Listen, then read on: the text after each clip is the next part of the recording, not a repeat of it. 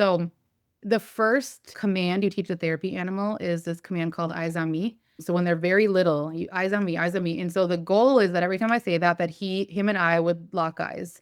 And Yeah. it's really getting them to be trained to match my energy, not the energy of the room. So he has to be close to me, but every 5 to 10 seconds, he's checking me. He's checking Wow. me. He's checking my eyes. He's checking my energy. He's trusting me to tell him how he's to behave right now. And so when I was teaching Eddie that, the Lord taught me a lot about that. Like, Jen, that's exactly how it is with you. Jen, eyes on me, match my energy. Eyes on me. Match my energy. Eyes on me, match my energy. Hey there, welcome to the Receive Experience podcast. This is Tyson, and we are here to explore what it really looks like to live in a conversational friendship with Jesus Christ. And I want to ask you something. What if hearing God wasn't about perfect quiet times or the right spiritual formula? But what if it could actually be as simple as a 5-second glance?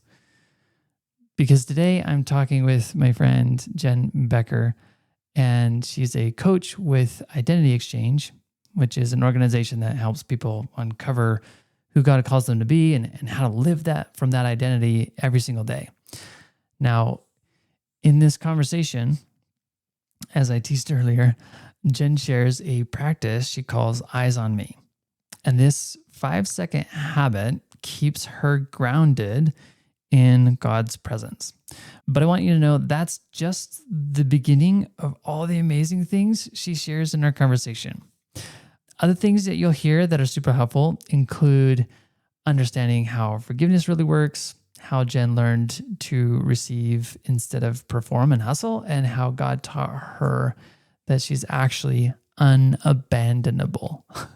Now, I know that's not even a word, but if you've ever felt disconnected or alone, or you're just tired of trying to get prayer and faith right, then honestly, this entire conversation will be like a breath of fresh air.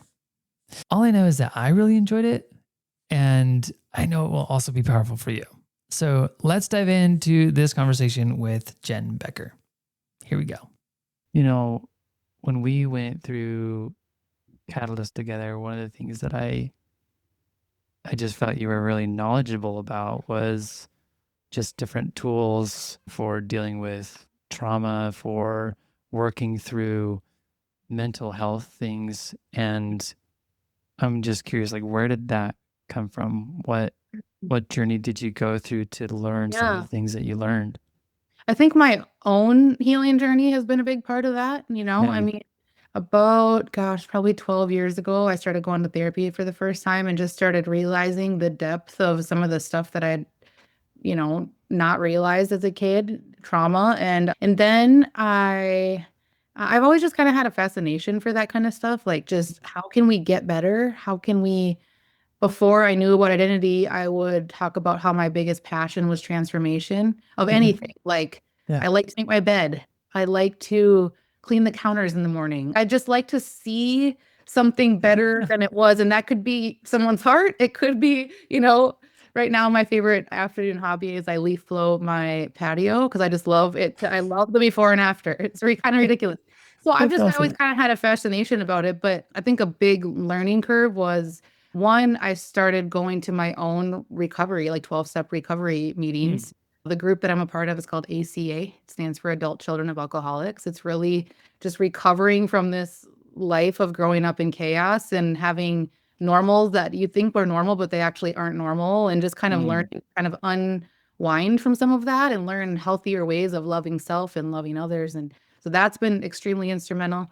And then I served, starting in 2019, I started serving as a chaplain at a inpatient drug and alcohol rehab center, Christian-based, faith-based rehab center. And so I learned a ton when a lot of my colleagues were, drug and alcohol counselors and trauma therapists and stuff like that. Mm. And so just working with people that were severely traumatized and seeing the freedom and the healing that comes, one, from knowing and loving Jesus, but then also two, being in such a healing and therapeutic holistic environment. So yeah, I just have a really big heart to see people transformed. And it started with me. I mean, I know how free I am. And it's like, Yeah. man, I just want everybody that I know to feel as free as I feel. Yeah. So Amen. super grateful for that. When you mentioned just like that going through ACA, Yeah. that there were things that were you thought were normal, but were not normal. Yeah. I'm curious as to maybe what were some of the things that you recognized in Yeah, that? wow, that's a great question. It's funny, actually, I didn't know ACA existed. I always Yeah. knew 12 step, like, Alcoholics Anonymous or Narcotics Anonymous. Like, those are commonly known, recovery programs. And I was actually, as a chaplain, a woman came in to my office one day for her session, and she started reading this list that's called the laundry list from the Adult Children of Alcoholics, sort of, I don't know, literature or something. Yeah. And it's kind of like, these are some common characteristics or traits of people that would be sort of considered an ACA, adult children Okay. of alcohol. And as I just remember, never forget, she's reading this list to me, and she was talking about herself, but she's reading this list. She's like, I just got this from my therapist, and she's reading it to me, and as she's saying it, I'm like, I feel like you're reading my diary right now, Mm, things like guessing at normal, things like being afraid of authority and not sure how to interact with it, things mm, like becoming addicts ourselves, things like to cope with the pain of not getting our needs met, things like becoming super codependent on the person that has actually hurt you the most because of your fear for of abandonment and rejection, like those kinds of sort of characteristics that I started to be able to see as she was naming it. Like, man, that is a significant part of how I feel on the inside. And I was still able to accomplish things in my life and do things, but there wasn't a freedom on the inside. It was always fear that I was going to be, honestly, my one of my, deepest places of fear is I'm alone and no one's coming for me. Like, I'm alone and no mm. one is showing up to help and no one's showing up to save me. And so to find a room of people, and it's what's so beautiful about 12 step groups is like it's such a wide demographic. I mean, Mm. everywhere from 19 to there was a woman in my group that was 87 years old, and all Wow. and women, everybody, all demographics are represented. And like, hey, can we just tell the truth? And so that was kind of my intro into this, even just truth telling sort of culture where we can just tell the truth about our experience and then allow ourselves to hear truth back and maybe start Yeah. to reformulate or rethink how we feel about ourselves, about about in that, program, about God, about ourselves, about others, about our past, about our childhood, about our parents now. I mean, it was just give invitation to maybe consider rethinking some of that stuff. Mm. And yeah, I mean, I still am actively a part of ACA. I go every once a week to a meeting, and Wow. it's the way that I continue to just stay accountable to that part of my life and story and give back to my community in that way too. So, So you've been through training around identity, and I'm just curious, since going through this training, what's changed about the way you view maybe even going to an ACA meeting? Is like now you go and now you have a new yeah. lens. Yeah. So I guess what's different in Yeah, that? that's such a great question. It's something that I guess for me, the identity, the piece of identity that has been so helpful in my own recovery is the reality that identity doesn't have anything, very little to do with what I'm going to do in the world. That the primary role or purpose that we even have identity to begin with is that we would be grounded to a sense of belonging to God. Hmm. That it's like that, like at the end of the day, if everything else were stripped away, that I can be grounded to in the truth that I belong to him. Like that, which I just think that sense of belonging when you grow up in a household like I did, I knew that I was loved. But what belonging isn't just fitting in. Belonging is being like seen and known and heard and valued. And so to understand my identity is to understand that primary sort of, inherent need to have Hmm. like a in for me identity, that especially like inward identity, one of the names that God calls me here is graced by God. It's like when someone says they've visited or they've graced you with their presence, like it's visited. It's like he Hmm. called me graced by God. And so for me, that's almost formed like a container that I can receive into this graced by God space, like daughter graced by God. And so when I'm in a recovery meeting, it's realizing that all of this stuff, this content, these conversations is actually invitation for me to receive into this graced by God space. Mm. Like that's enriching and it's sort of fattening up the reality of who I Yeah. actually am and the groundedness that I have as his daughter that he's called visited and then he's always shown up for. And so yeah, it's into that container, that ACA principles, belonging, acceptance, approval, affirmation, secure attachment, all these things that are so important to like Mhm. our well-being or our wholeness. My identity really is the container that can hold all of them. And I think that's so important, Tyson, because something that I see a lot in recovery circles and even in my own story is that when we're missing that sense of identity, we're oftentimes going to things like therapy or 12-step meetings or whatever we're doing to try to get better or feel better, but we're going into it in a false sense of identity. And so then Mm. everything that we're hearing, we're just still trying to do. We're trying to like behave our way into wholeness instead of learning to Mm. receive our way into wholeness, into the truth of who we are. So yeah, Well, I think even that's as you mentioned, fundamental. just your view of identity, I think so often, and this goes for me as well, I I see identity and so many people I talk to, there's like, I want to know my identity so that I know what to do, Yeah, so that I can go out in the world and finally feel some sense of purpose in my life. yeah, But what you're saying is, no, you're the main point of receiving what God calls you is to know that you belong. yeah. I don't know if you can share more about that, but I think it's Yeah. important. Yeah, I think that sense of groundedness is the most important thing about us because otherwise it's tempting to go into any environment that I go into and like you and I have both like talked about and learned about it's like the temptation is that I would go into a space and I would allow the space to identify who to call me whatever Yeah. they say that I am. Yeah. And now I'm tempted to take on the identity that my family would give me or that my neighbors would give me, or that my coworkers would give me, or that my boss would give me, and they get to name me and tell me who I am and then assign value to me and purpose to me. And if they decide that they want to leave me, now I'm actually alone. And so it's like to me, if I can be grounded in the truth of my belonging to the one who created me, the one that holds everything together, it's really hard to rock someone. It's really Mm. hard to abandon someone. Like I see myself now as unabandonable, which is Yeah, I kind of don't a know. wild. I don't even know if that's a word, but that's how I feel. It's like the realization that I used to behave so often in a way that was one trying to prevent being abandoned or rejected. But now it's like, it's not like you run around being a jerk, but I'm not as concerned about people pleasing as I once Yeah. was because it's like, even if you don't like how I act or don't like me, I'm unabandonable. Like I can never be alone. The one that that decided that I was a good idea, that called me graced by God before I was in my mother's womb, Mm. will never leave me or forsake me. And so that is just this grounded sense of, I love Maya Angelou. She says, Brene Brown talks about Maya Angelou a lot. And I can't remember which book, but she says, I can belong everywhere and nowhere because I belong to myself. And it's like, to me, like that's what it's felt like. It's like I've learned to belong everywhere and nowhere because it's not about the where I am. It's about the who, it's like who I am and Mm. who I am that I belong to, which is just, man, it's such a gift to come into the knowledge of that, and the experiential knowledge of that, not just the head knowledge, Right. experience God's witness in that.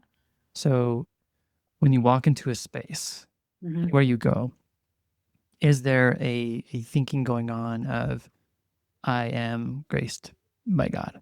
Hmm. Yeah, And there. Mhm. and it's and the focus is on I just receive that. Yes. And what's so fun about that is that's sort of my, at Identity Exchange, we kind of use language about sort of like my sense of inward identity. Okay. Like, another language I like to use for it is like inward facing identity. It's like almost like this is too small, but the best word that I have for it is like a glorified nickname Okay. from the heart of the Father to my heart. Yeah. And it's like I have a nickname that I call both of my adult kids. They're young adults. They still have this nickname. And when I'm calling them that name, it's not to get them to come over here as much as it's to remind them of their belonging to me. Mm. I recently heard someone say, I can't remember even who told me this, but someone who was telling me that humans are the only species that name things that belong to them. Like, and I was thinking about it's funny, like when you buy a dog, you go to the pound and the dog's name could be Sparky yesterday, and you bring it home and you get to decide because it belongs to you that it's going to be named Frankie. Like, I talked to a Yeah. woman the other day that has 30 chickens and she has all of them have a name and she keeps track of them. And I'm like, that is incredible. But that's such a, it's true. Mm. It's like whatever you name actually does belong to you. And so Mm. that inward sense of identity is really where I'm receiving everything that I need for the day into as almost like the language I like for it is like a fuel tank of sorts that I'm receiving into. And ultimately, that fuel that I'm receiving from the Lord, from my time with the Lord, is what I actually have to offer this direction, outward identity, right? Mm. Because outwardly, he calls me vestibule, a safe place between places. He calls me Mm. princess of peace. And so, Yeah. something super ordinary, walking into Target, what I know is that what's happening when I walk into Target is that my identity is being lended to that space. Mm.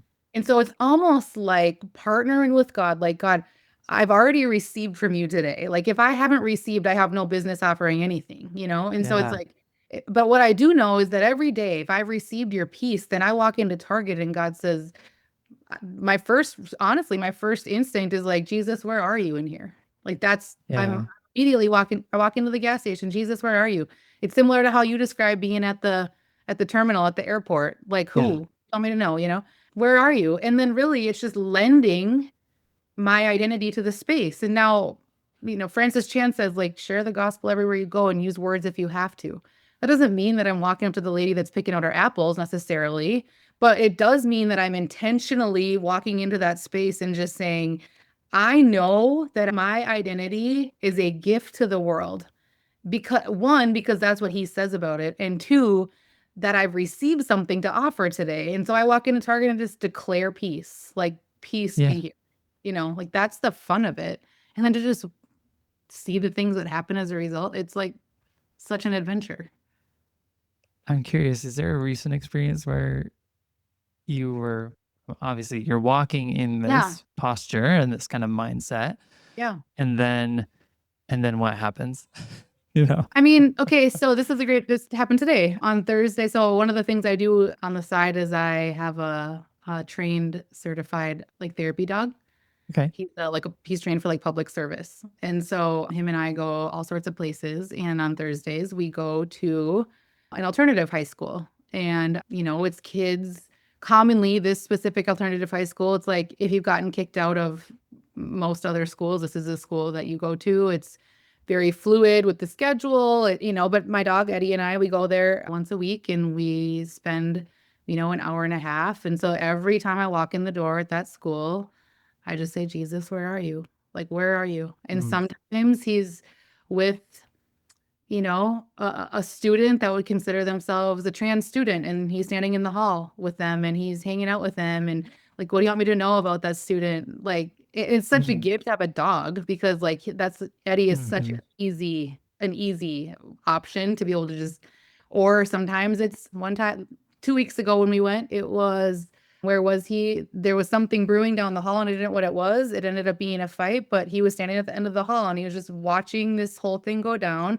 What do you want me to do? I just want you to approach. Like you are a princess of peace. You Mhm. offer peace under my authority. Just your presence alone brings peace. And right. And so Wow. one, it's so fun because it feels like Eddie's my little sidekick in this. Like Yeah. Eddie, you know, I told him the first day I ever got him, you're going to be a lover and a helper. And so he understood the assignment. And so everywhere we go, it's really cool, Tyson. This is actually so cool. So the first sort of command you teach a therapy animal is this command called eyes on me.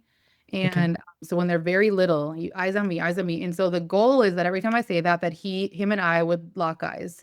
Yeah. And it's really getting them to be trained to match my energy, not the energy of the room. Because a dog naturally will, if you come home and you're excited, the dog is going to match your energy, right? Yeah. But with a therapy animal, my job is to keep the people safe around him and to keep him safe in a space and as his handler.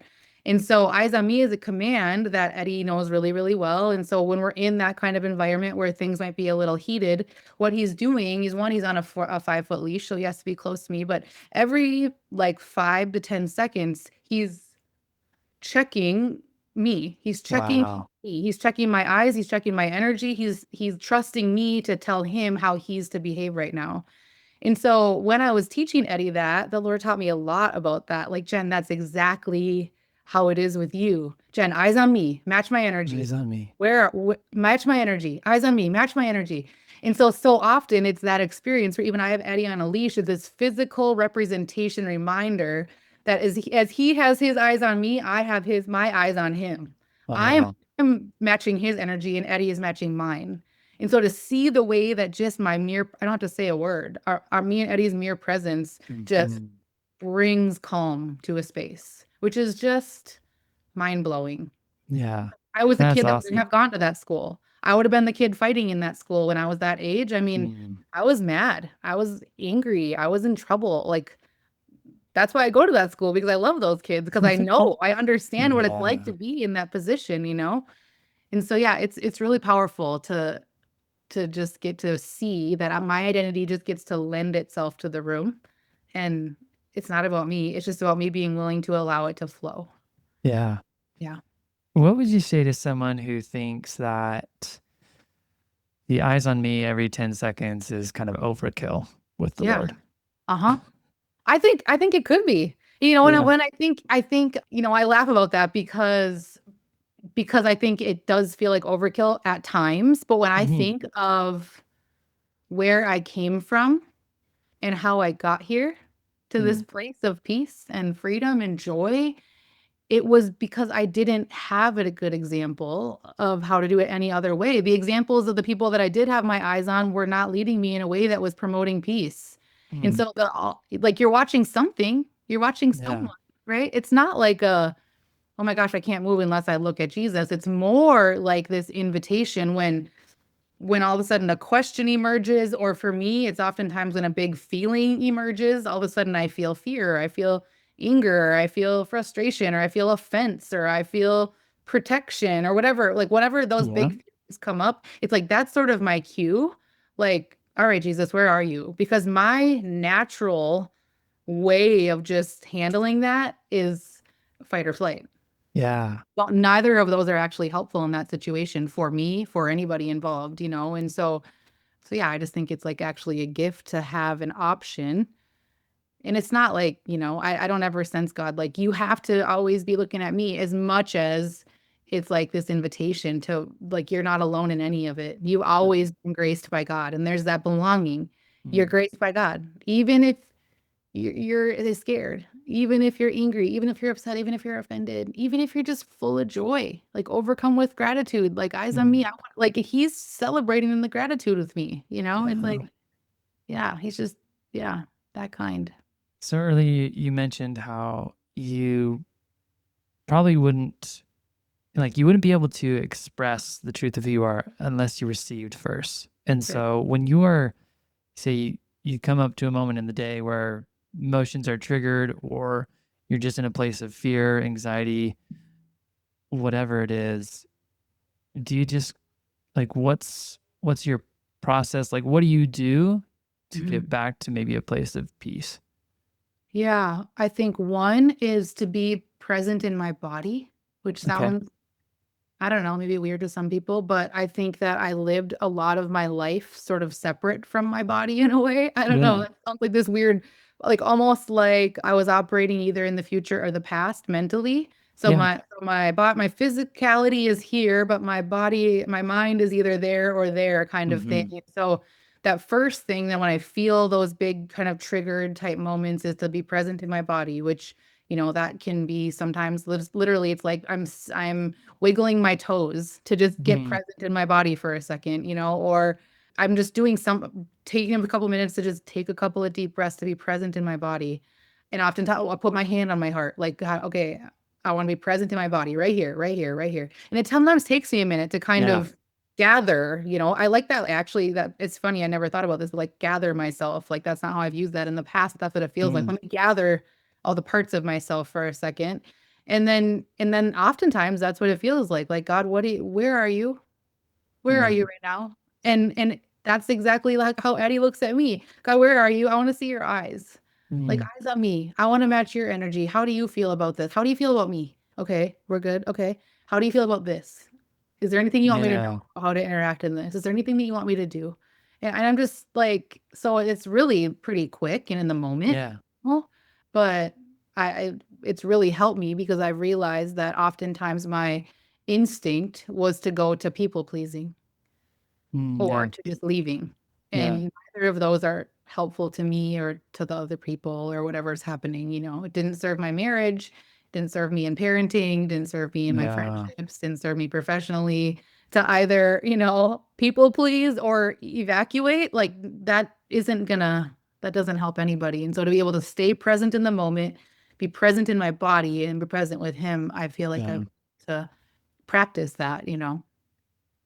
Do you have a consistent like practice in the morning time to just start your day from a place of wholeness? Yeah. Before I get out of bed, before I do anything else, I kind of think through my day, and my first instinct is to judge the day. Okay. Like, this is going to be the fun part of the day. This part of the day is going to be like, I can't wait till that part's over. And then I have to do this, and I have to do this, and I have to do this. And my brain is constantly sort of spinning in the doing space. Yeah. I'm just a busy person. I'm always up to something.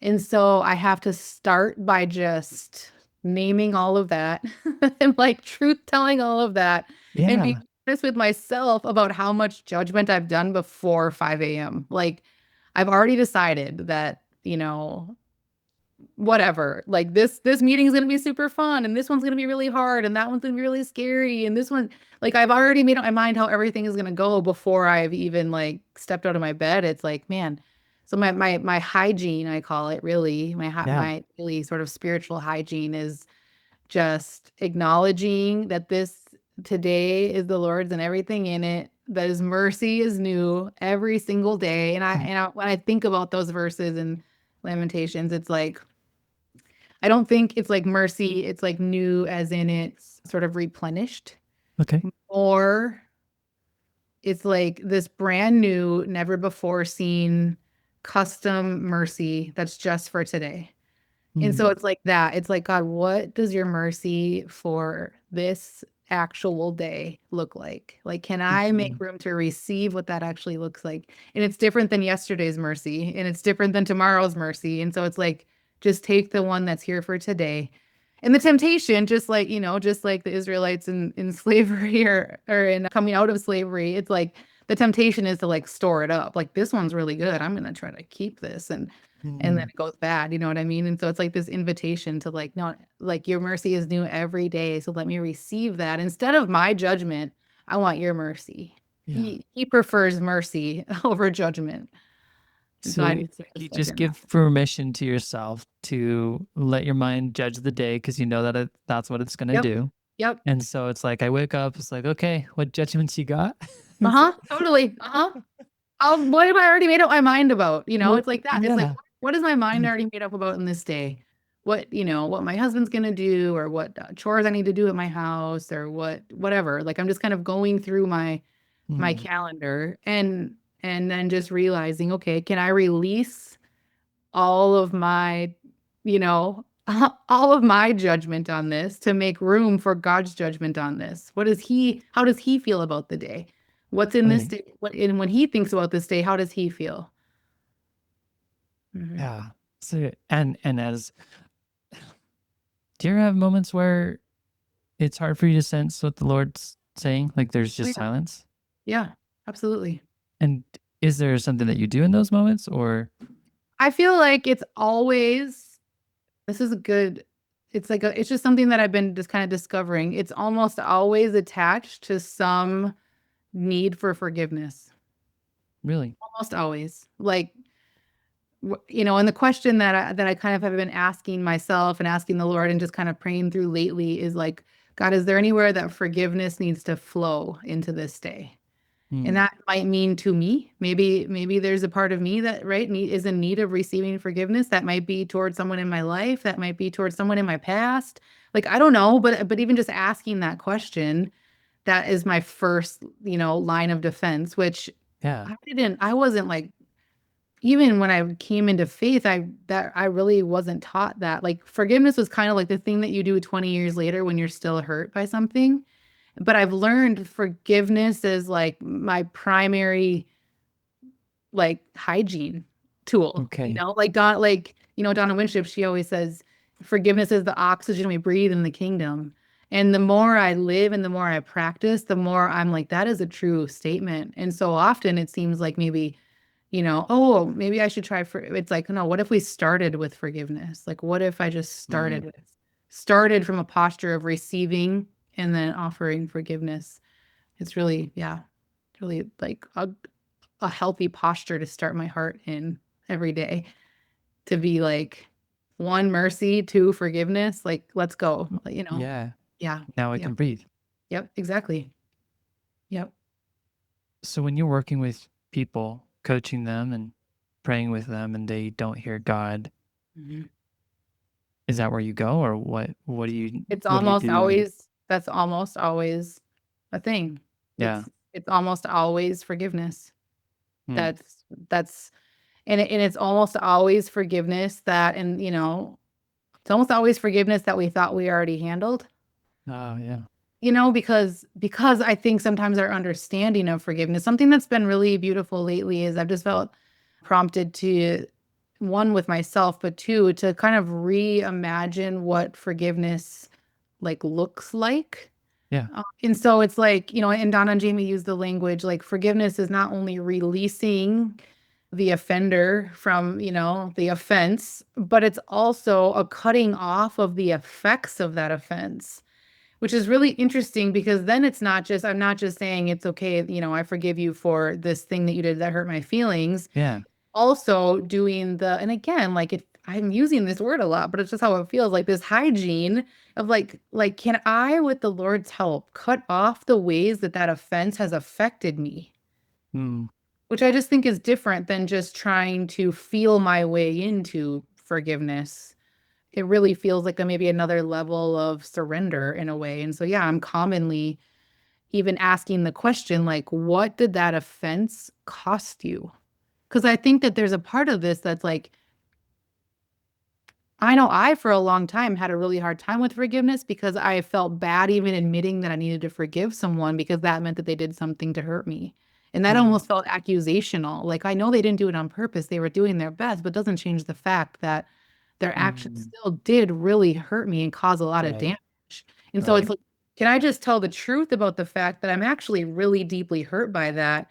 And then when I can tell the truth, now I can see, oh, there's forgiveness needed here. And that's actually a good and right and beautiful thing, especially when it's someone that you actually love. I remember having to do some forgiveness work around just my past with my grandparents. They were Mm. really lovely, generous, amazing, like, faithful people. I mean, I think that I'm alive in large part to the fact that I had a praying grandma.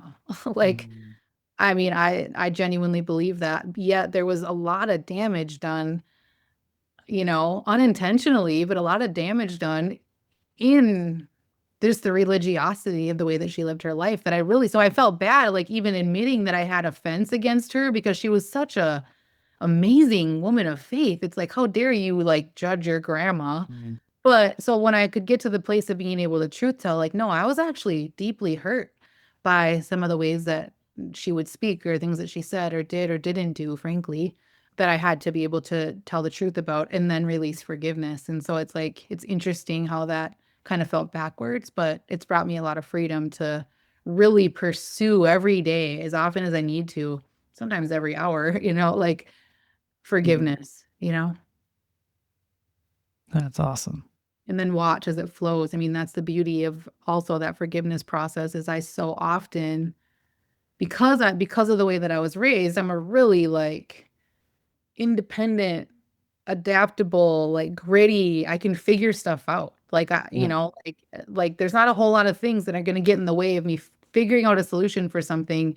But it felt like all of the therapy work I was doing, all the things that I was trying to do to not have this bitterness and anger and hurt in my heart for my parents. And it would work to a point.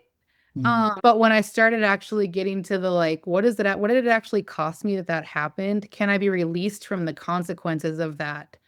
Like that's what actually, and then what was so cool is that it had nothing, it had this much to do with me and my actions of like reconciliation or trying to repair or whatever.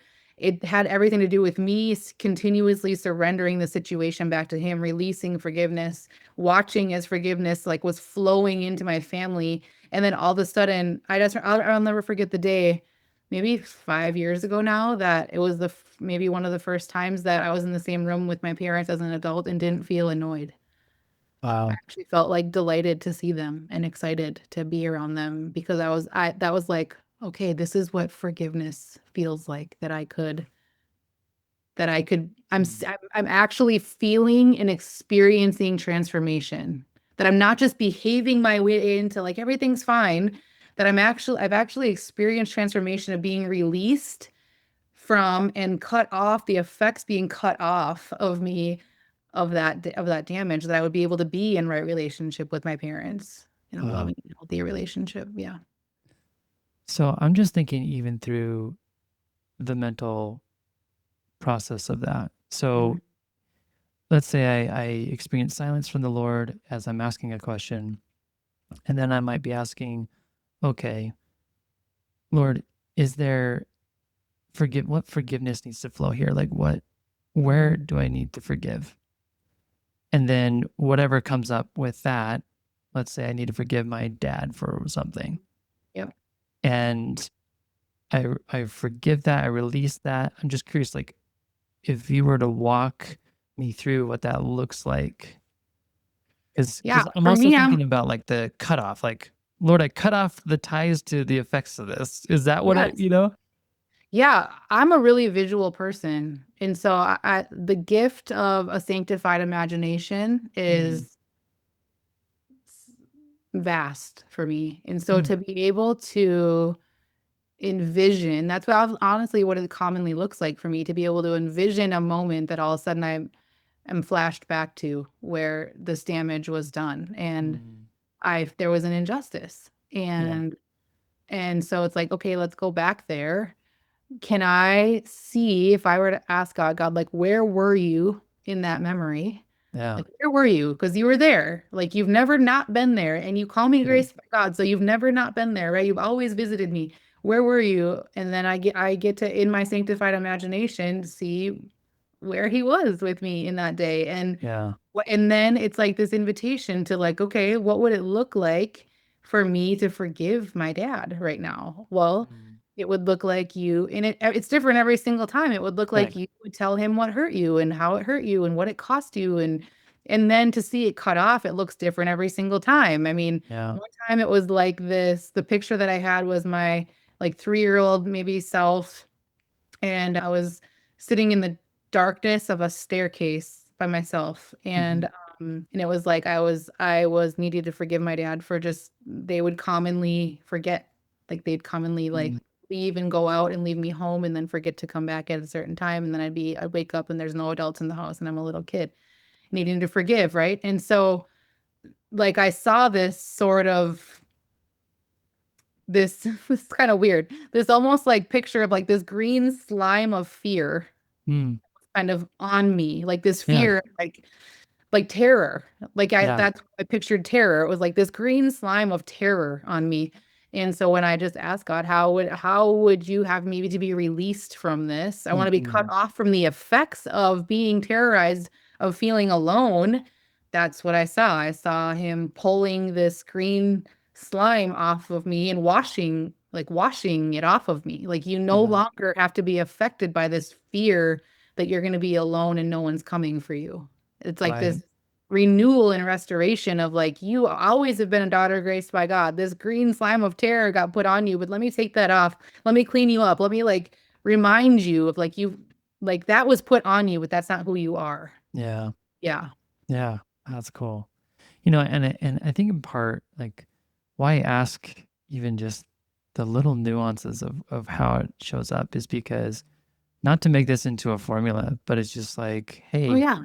what do we notice? Like how people like you, like me, we're really just trying to live a life of constantly listening and eyes on me and just Yeah. noticing what happens when we do that.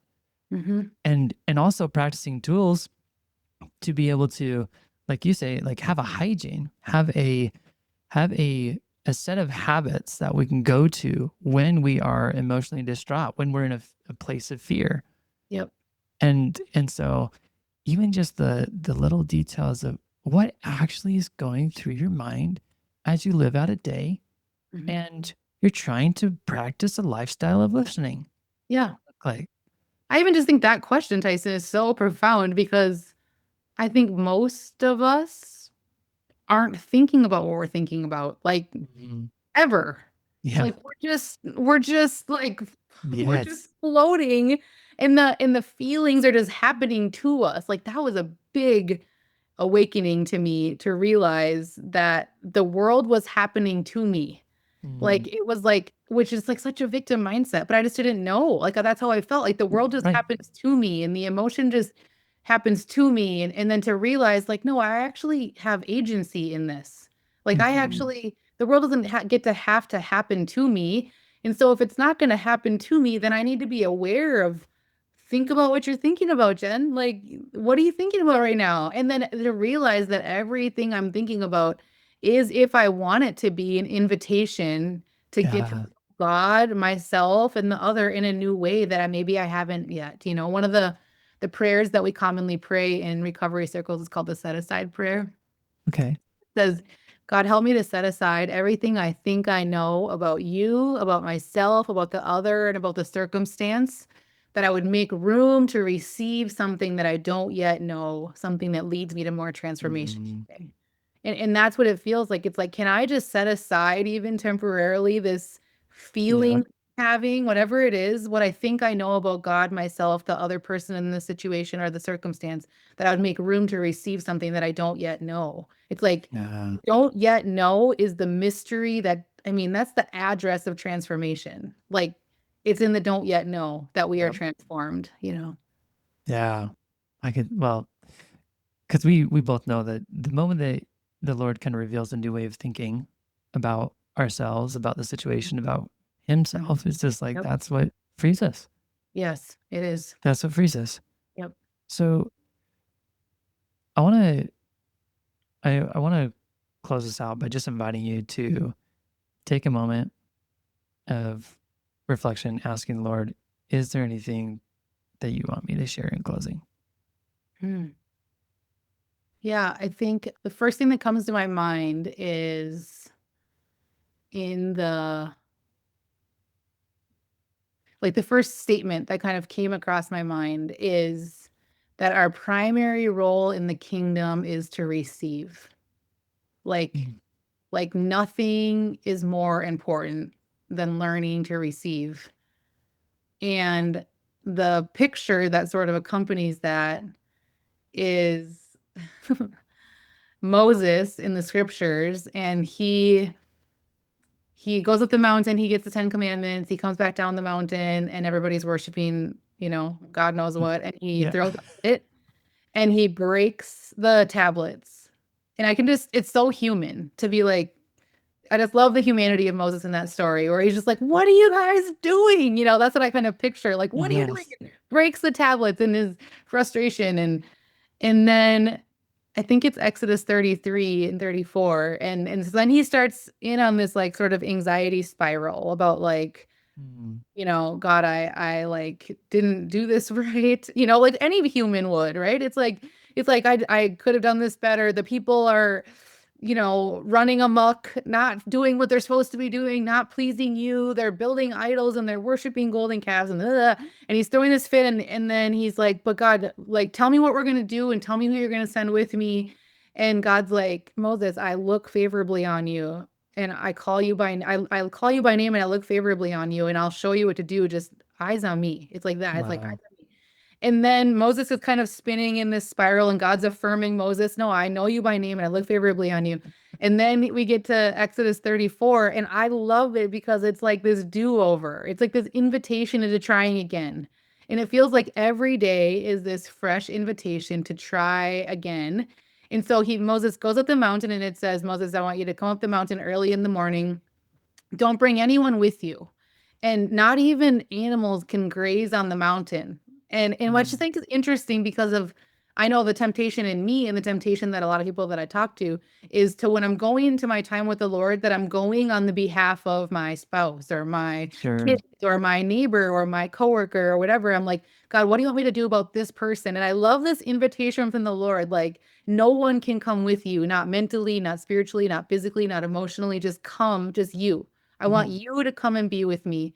And then when he gets up there, it says that Moses gets to the top of the mountain, and then the Lord comes down and stands with him, which I think is so cool that it's not Moses at the top of the mountain yelling into the abyss of God, that God actually comes down and stands with him there, and then just says, I'm Yahweh, the God of compassion and mercy, the God that's filled with patience, with unfailing love and faithfulness. I lavish unfailing love to 1,000 generations. I forgive iniquity, rebellion, and sin. It's like this, Moses, can you come and receive compassion and mercy for yourself? Can you come and receive patience for yourself? Can you come and receive forgiveness and unfailing love and faithfulness? Like, can you come and receive for yourself? And it says in that story that he's up there 40 days and 40 nights, and at the end of the 40 days and 40 nights, just receiving. He's doing nothing but receiving. Yeah. He comes back. Well, the Lord, at the end of the 40 days and 40 nights, the Lord writes the 10 Commandments on the tablets again, just as they were written the first time. And then he comes back down the mountain, and it says that nobody even needed to ask Moses what had happened because his face had shone. Like he was the glory of the Lord was on Moses's face. And so when I think about that, it's like that's instinct to want to try to like, who am I going with? Where am I going? What am I doing? Oh, I'm doing it wrong. I'm doing it wrong. And Jesus is like, hey, how about a read? Do you want to do a redo? We do redos in this house. Like, that's kind of what it feels like. We do redos here, like, come and be with me. Come and receive my compassion and mercy. Come and receive my love and faithfulness. Come and receive my forgiveness. And then from that, now you actually have something to offer these people that you're going to go down the mountain again, and you're going to see them. You actually have something to offer, you don't have to force anything. And so it just feels like receiving. Can you just imagine the transformation that would occur in anyone's life if they spent 40 days receiving? Like, stop trying to do stuff. Stop trying to figure out your life. Stop trying yeah. Just receive. That's something that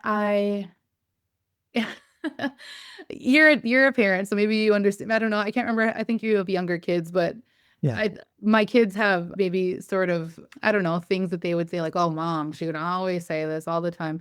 But when I was a chaplain at the treatment center, I would tell the women all the time, like, you have 14 months where you don't have to do anything. Like, take it. Like, take the time to learn how to deeply receive. It's like, so they always, whenever I see past graduates, let me just tell you, like, it gets me choked up. Like, a lot of the women that I served when I started in 2019 are now like running the programs. And they're just like these like bright-eyed, like beautiful powerhouse women. And it's like, man, to see what God has done in their life, like you can't convince me that miracles don't happen. Like you cannot. I would never be convinced of that. But it's funny because that's what they always tease me about, like how you'd be like, you guys, you have 14 months to learn how to receive. Like, take every day, like take all of it, because it's true. Like the temptation is for them to want to come into wanting to change their life from like, I mean, a lot of them were like, high in meth-induced psychosis when I met them. And like, they didn't even know their name. They thought I was the Fed. They would want to pat me down. Like they were out of their minds, and now to see them, it's like the temptation when they come into the program, and like when any of us come into the program, just like the Israelites, they came into the program not being slaves anymore, just like addiction, not being slaves anymore. We come into this program and our first temptation is to figure out what I got to do to fix the problem. Oh, I need to call this person. I need to apologize to this person. I got to I got to do. What if, like you're saying, the first 40 days you did nothing but learn to receive for yourself? Like That would be a game changer. Yeah. The loving, compassionate God. Yes. Receive it. Receive Yes. it. Receive it. Receive it again and again. Yep. Well, I wish we could talk more, but I have a meeting and you probably have to go too. And I just love you and just the You time we too. get I this. do. It's awesome. My So- youngest is coming home from college for the first time since she moved out. So Oh I'm my super goodness. excited. She'll be That's home. so great. Actually, she's driving up my driveway right now. Okay. Well, I'll let you go. Thanks so much, Jen. So fun, Tyson. Thanks for having me. Okay. We'll talk to you later. See you Bye. soon. Bye. Hey there, thanks for tuning in to this conversation that I had with Jen Becker. If this was helpful for you, I have put in the description a link to where you can find out more about Jen and more about Identity Exchange, which is the organization that she coaches for and with. And then if you want to dive into a community type experience where you can learn how to hear from God, then I'll also put a link in the description for the Receive Academy. And this is just the place where so many people come, where I teach you all the elements, all the little pieces that go into helping you to hear God in your life and live a life of listening. Because all I know is that for me, it's been so powerful, so beneficial. I am living more free than I ever have. And I just want the same for you as well. And so there are resources, there's opportunities, like even if money is an issue, there's ways in which you can get access to more support. So I just don't want you to miss out on that. And until next time, we'll see you later and watch another one of these videos that's recommended because guaranteed it's going to help you.